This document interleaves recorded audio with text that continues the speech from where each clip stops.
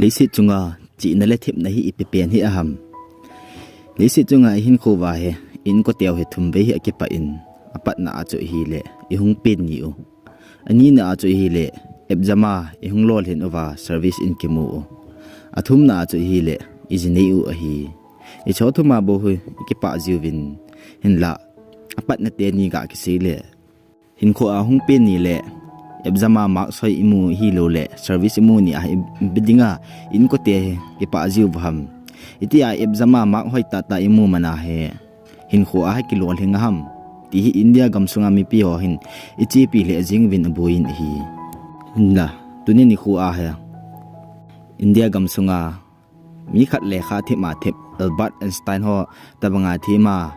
Albert Einstein jong ama hin lekha chi na thip na langa na chopa thusim chu ise ding u hi lo loite ho na bon win ni khopa tuni ni khu a hen chi na thip na thu se ki ding u hin ama hi india mi ho Albert Einstein chi na thip na langa na chowa nga itida na ama na lol hing zo lo ham ti thusim chu ise ding u hi class 11 le 12 class 10 le 12 ho ama hoi ta ta amu ho khu lekha thim ki ti di ham ga gelin ke gela wang chu mak soi ta ta mo ho le kha thim ke gel pun chi sanga lu ki chim le lungthim lu hat ho he le kha thim min zo ka geli na hon wang mak sa na vet diu ham wang cha ka he pun tuni ni khu a hin khu iman dan ho he golula ya in ko tewin aman ta chun ga ngai to ji le hin khu he num le jeng tan aji chumi him chi na le tip na dung ju ya ki man cha na jong anum che che in chi le wa le ho jong anum le jing tai I cho yu si num ta hin khu man thi naw he miching mi thim ho ji a hi e koi ta bang ho chu miching mi thim he ham miching mi thim ki hi num so ke hi mi him chu ama ho alampi chi a thip na chu ani win hi miching mi thim ho he mental lang lung thim langa hin dam mo na ani su ke ji we ibola ham ti le achi naw thip naw je na chu hi tin jong ki se ji e ji a chu tu ni India miching mi thim pa thu sim cho ga pan u hiti 1942 kum chun bihara khoniau che khetna police constable lal bahadur singh le lahosi devi teni ina chun pasal khat ahung ping in hi ama chu hung pen pen chun achapa hon cho vasistha sa honi vasistha hi hindu ho golula ya lu sigi hola a min thang ta khat lo hat ta khat min khat cho hi in basis Narayan Singh Jong cho ania wa pat na chun chapang le kha thim ta cho hi in ania lai chun Netarhar residential school a chun le kha hung kai panin amak so cho hoi le jing tan hi la ama jong Patna University a chun admission an ki bolin hi le kha thima me salung lut na to kilhona chun ama he je university a chu BSc a maths cho ama dinga cha chapang ki chip na cho abang jing in hi bai sa wal je chun a classmate ho jong chun athip na cho na pa cha jivin an thang se jivin cho tingla a professor ho le teacher ho wang chun an theida ji le jing win hi a ji cho ma he question do jong a le jing in a sei khel leola ama chu le khathim ta hi je na cho ki sujum ki diu hi je chun itia le khathip no cho ahung min thang tan hi la Patna Science College a principal pa NS Nagendra na jong chun a hinja do phat chun ama chi ki mu to piding agotai sana cho sana hiang pa an bo aman lu dan hi ki ti bang chun le khathim pa jong chu university a principal pa jong chun athip na he pa chun a kheu pi ni hi man jong university vice chancellor George Jacob da chun basista tu cho sei honin basista chu BSc final year a exam chu bolsa ading agohonin hi ga gel chun nui jan umle jing hi aji chu BSc fourth year simpan pan chu last year a exam bolsa ading chu agel win hi le mi tampi chun an gel thei pu win nui jong anui za win in lavachista chun exam chu hin bolin hi le university adinga chun to ma hongin to ma hong pha chun classmate ho le teacher ho jong chun question ha sa ju siu cha chom khom ubin basista cha pi wang chun ma chun bai the na chun an share ho ju si cho khut de jing hi college student khat ama ho hin khulai ta chu nup ta hin khumana chi le wale lai khang anup lai ta chi ding hin la basista chu jo sa nga chu room khat na le kha khat to pen khat to maths question to tha chu athanum le jing hi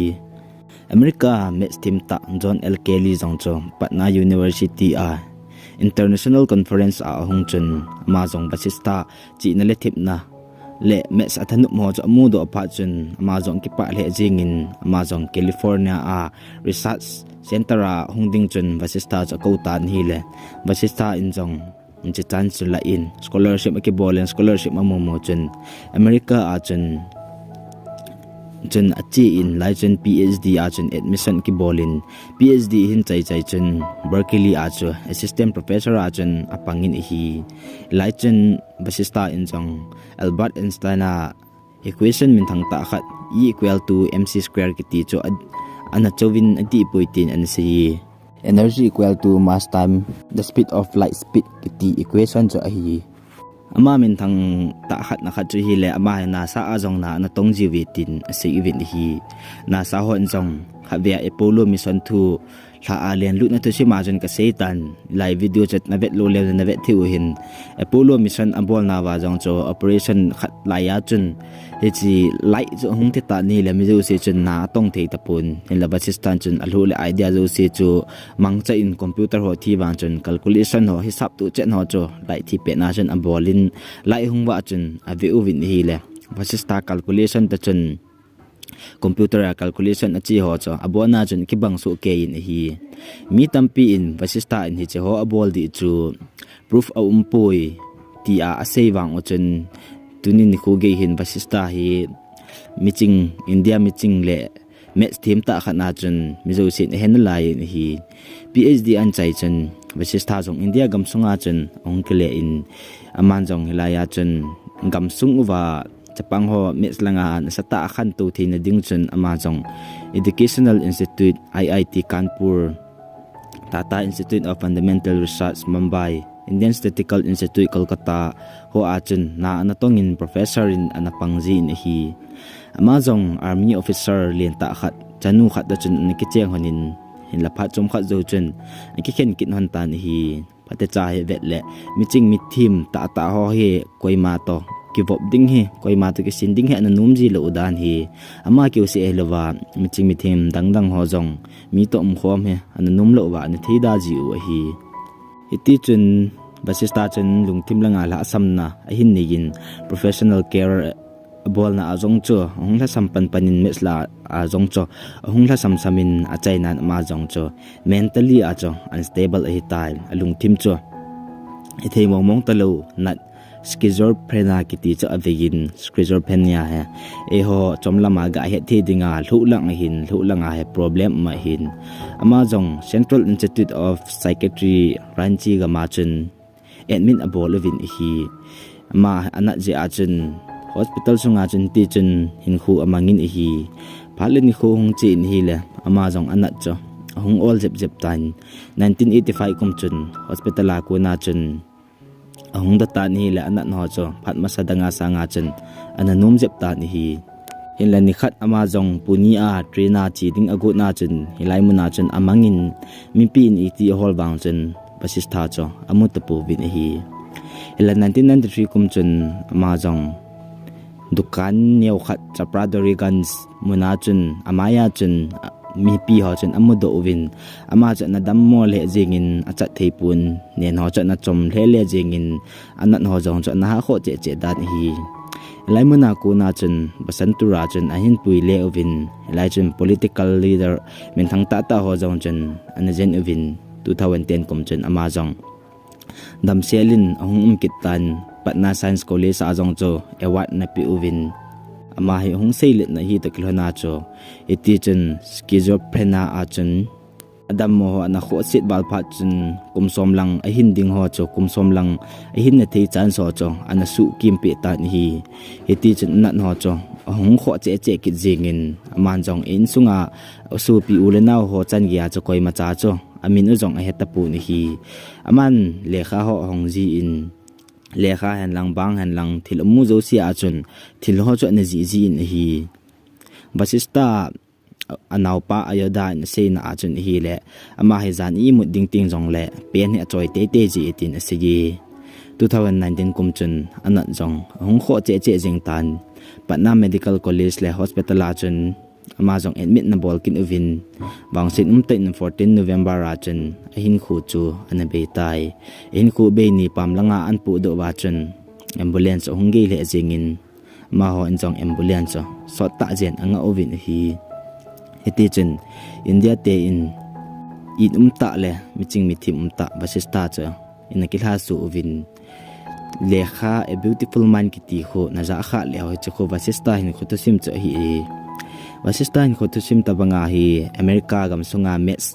thim ta min thang ta zon na kha jong cha no min mani to sim he ki bangin